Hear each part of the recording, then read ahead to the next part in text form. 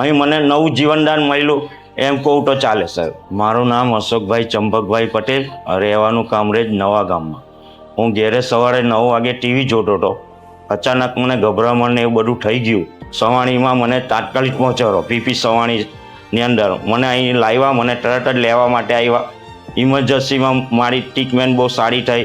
ઇમરજન્સીમાં લગભગ મને 15 કે 20 મિનિટ જ મને રવા દીધા ને મને તાત્કાલિક મારી ઓપરેશનમાં મને લઈ ગયા ને મારે આ સર્જરી કરી ને અહીંયા ડીશ મૂકી છે ને આપણે તાત્કાલિક સેવા થઈ ગયેલી મારી.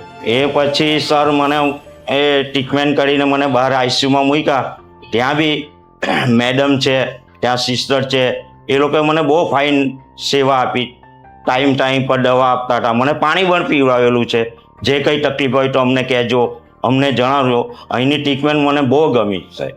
અહીં મને નવું જીવનદાન મળ્યું એમ કહું તો ચાલે સાહેબ. ડૉક્ટર સાહેબનો ખૂબ ખૂબ આભાર માનું છું.